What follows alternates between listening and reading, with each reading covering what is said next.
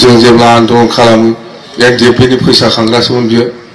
बहा मोजां मानसि जाहैबाय बेलाय सब समय आंजों जुजिनानै थांगोन बियो जोंनि बिपिएफजों बिएलटिजों सुक्तिखारिजों बिनि खामानिया बिसोरा माला जोंनि बिदा बे फाग्ला एनडिएफखौ लाबथिंनानै गिदिंगासिनो दङ बे एनडिएफखौ लाबथिंनानै सुक्ति खालामनो हायो बे प्रमदआ जों नङाबा रायजोफोर जों बुंखायो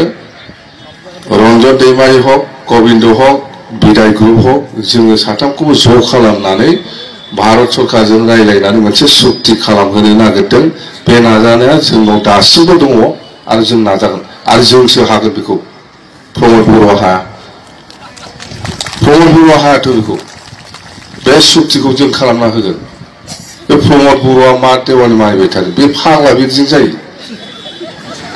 बेसो थांनायखौ जों मिथिजोबगौ हनै खोन्थाहरो दिल्लीनिफ्रायबो खोन्थाहरो प्रमद बर' फैदों मा खालामनांगौ लाल साहा लोंहोना फाथायहरनोसै होनना बुङो बिसोरो रायज्लायदों रायज्लायना हरदो बड'लेण्डआ थाबनो जोंहाबो मोनब्ला मोजां होनना बुंहरो जोंबो थाबनो हरदो थाबनो होनना बुंहरो जों दिल्लीयावबो आरो जों दिसपुराव थांबाय थाब हरदो बड'लेण्डआ जा एसे दिगदार जाबाय हर माबार होनना बुंहरो जों बे थांबा प्रमदआ थांबाय थायो नालाय रायज्लायहैयो माबा माबि बड'लेण्ड हरदो हरदो थाब हरदो मोनब्ला मोजांसो जा होनना बुंहरो जों हरखाले दे बड'लेण्ड तो কি টাইম পাস কৰি আছে আপোনালোকে এনেকুৱা কয় মই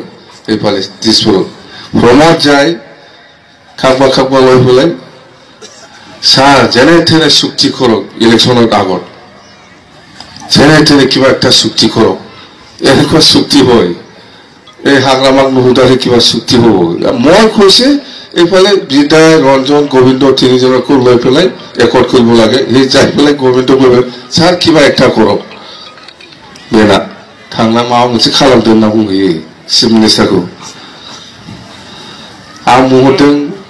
हरबानो जाबायना बड'लेण्डआ थाबनो जोंहाबो मोजांसो होनना बुंहरदों आंथ' दा बिनि गासिबो हिस्ट्रि गासिबो स्ट्रेटेजि पलिसिया जोंनि लिडारफोरनाव दङ जों मिथिगौ जों बे मथेनो खामानि मावगोन दा दिनै गामसा गाना आन्दलन खालामबालाय मा जानो नों नाटक खालामबालाय मा जानो जोंथ' बुंना होबाय थागोन रायजोनि सिगाङाव आसल खोथाखौ दा एखे বড়সকলক ক'ব লাগিব নহ'লে আমাক বেয়া পায় না বড় ভাষাটো কয়া সময়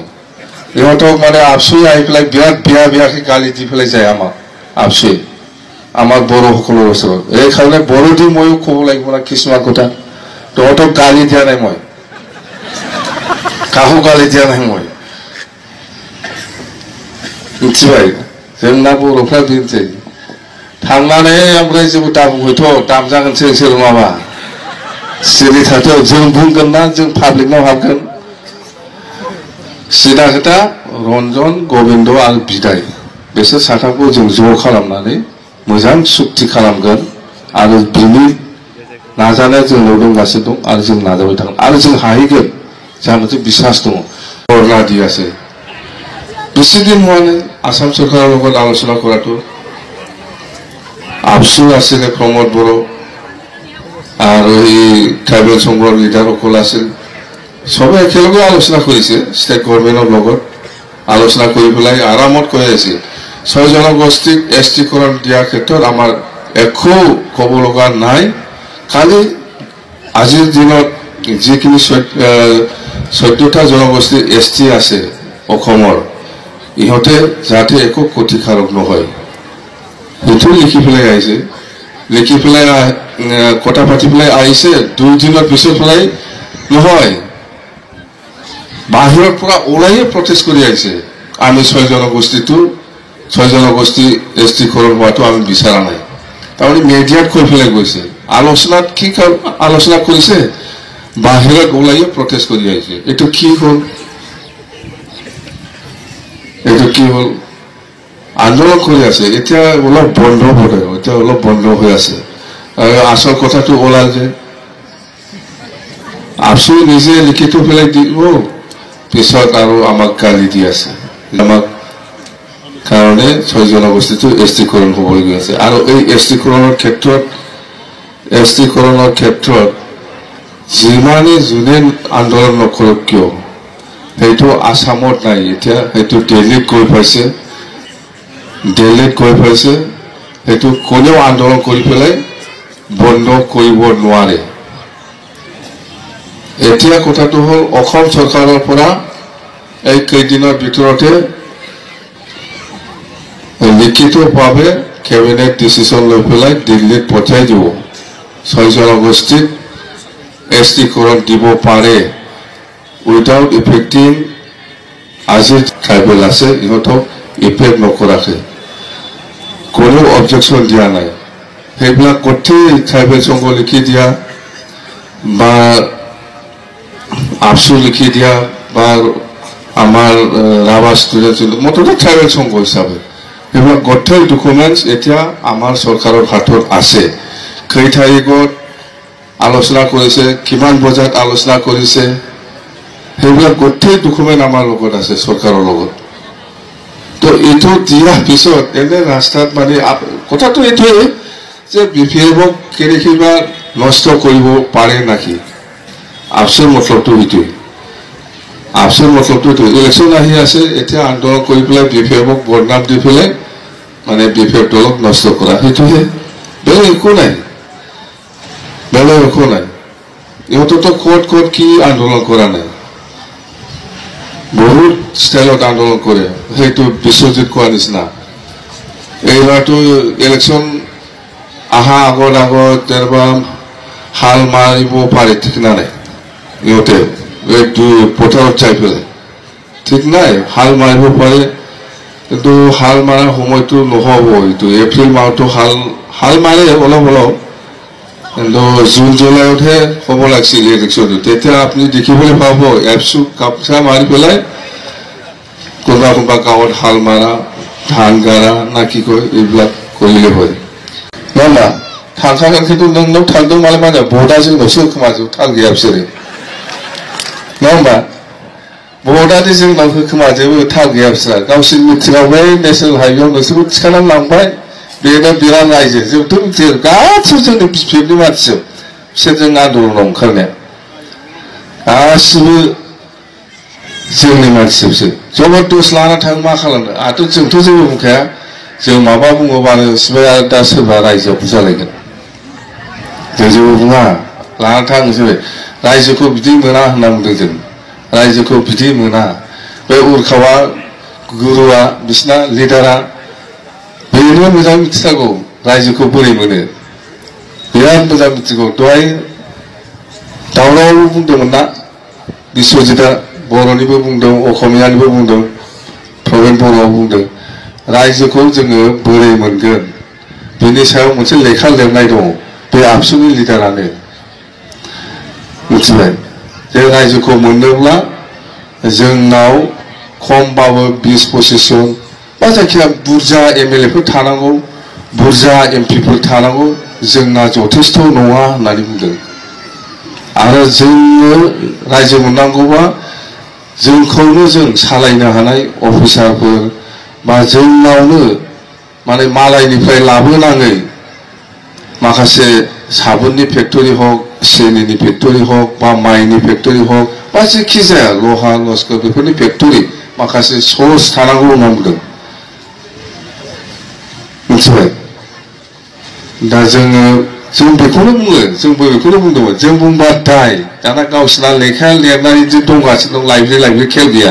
दाखालि जोङो 10 तारिखआव बुंबाय अखानायैनो बन्द जालायबाय दाना लेखाखौ बेखौ फाननो मोनलालायनो लिरनानै मानसिफ्रा लिरनानै बिसोर लिरनायखौ फरायखांजोब्बाय बिसोर लिरनानै लाइब्रेरियाव दोननायखौ गासैबो फरायखांजोबखाबाय मिथिजोबखाबाय मानसिफ्रा दाना जों बुंबाय नालाय दाया जाबाय दाना लेखाखौ फानहोलालाय उरखावनि लेखाखौ गावसिनिनो गुरुथार नङाबा गावसिनिनो लिडारानो लेखा लिरदों जे बर'फ्रा बोरै रायजो मोनहैगोन दा हाजारखि आन्दोलन खालामा मानो हाजारखि जेखि खालामा मानो दा रायजो जाया होननानै बे उरखावानो लिरदों बिसोरनि गुरुआनो सिसि एकर्डआव जेरै गासिबो जातीय संगठन बेंगलि होन गोरखा होन आदिबासी होन हिन्दीबासी होन बा राजबंशी होन बा जिमान आसु गासिबो संगठननिफ्राय जोङो नो ऑब्जेक्शन थारमाने जोंहा बीटीसी होनायाव आपत्ति गैया होननानै बिथांमोननिफ्राय रायलायनानै जोङो लानांदों आरो आसाम सरकाराबो बिसोरखौ लेंहर रायलायदों जे नोंस्रा बिटिसि होनायाव मा आपत्ति दं आपत्ति गैया होनो हागोन दा 6 जनगोष्ठीनि एसटिनि बेलायावबो बेनो जादों गासिबो आसामनि संगठनफोरखौ आसाम सरकारा लेंहरनानै रायलायजोब्बाय रायलायनानै बुंबाय जे जोंहा अबजेक्शन गैया किन्तु दानि थाखानाय ट्राइबेलफ्राल' जेबो जानो मोना ক্ষতিকারক जानो मोना বা বিটিসি কি হয়েছে হওয়া নাই ইয়ার কথা মইতো প্রথমত কম আপসু আজিৰ দিনত যিসকলে লিডাৰ কৰি আছে ইহঁতে আসলতে বিটিসিত কি হয়েছে হওয়া নাই বা বিটিসি কি কাম কৰি আছে কৰা নাই ইয়াৰ ওপৰত কোৱাৰ কোনো অধিকাৰ নাই আপসুहा बिटिसिआव আপসুनि दानि लिडारफ्रा बिटिसिआव बहा लामा जादों जायाखै बिटिसिआव मा खालामनांगौ खालामनाङा बिटिसिआव मा मावनांगौ मावनाङा बिनि सायाव बुंनायनि खुनु अधिकार गैया আপসुहा मानो बुंदों आङो बिथांमोना बिटिसि एकर्डखौ नाङा होननानै रिजेक्ट खालामनानै फैदों दिल्लीयाव बिनि थाखाय आं बुंनो हायो बिटिसिखौनो नाङा बेजों जेबो जाया बेखौ नाङा होननानै दिल्लीयाव बुंनानै फैनाय जोंखौ सुक्तियाव सहाय खालामाखै आपसुनि लिडारफ्रा ओंखायनो बिटिसिआव बहा स्कुल जादों बहा स्कुल जायाखै बहा मास्टार नांगौ बहा मास्टार नाङा बा बहाबा दालां नांगौ बहाबा दालां नांगौ बहाबा ओरै जानांगौ जानाङा होननायनि कुनु बुंनायनि कुनु अधिकारानो गैया आपसुहा जेहेतु बिसोरो जोंखौ बे बिटिसि कर्डखौ रिजेक्टसो खालामना गारबोखादों रिजेक्ट खालामखांनानै बेहाय मा नांगौ मा नाङा मा जानांगौ मा जानाङानि बुंनांगौनि अधिकारा बोरै थानांगौ जाखो बिसोरलाय रायजोफ्रा बुंगोन जोंनि सिगाङाव जे बिटिसि जाबाय जोंनि उमुक गामिनि लामाया दाबो जायाखिसै जे बिटिसि जाबाय जोंहा जोंनि जायगायाव स्कुला बायनायसो गोदान लुनानै होदों बेफोरखौ रायजोफ्रा बुंनो हायो किन्तु बे आपसुनि बे लिडारफ्रा बुंनो हाया बुंनायनि अधिकार गैया मानो होनोब्ला बिसोरो बे एकर्डखौनो जानाङा होननानै बुंनानै फैनायसो बे बिटिसि एकर्डखौ जाना होनदों बेखौ नाङा जोंनो बेजों जेबो जाया होननानै सहिखौबो होआखै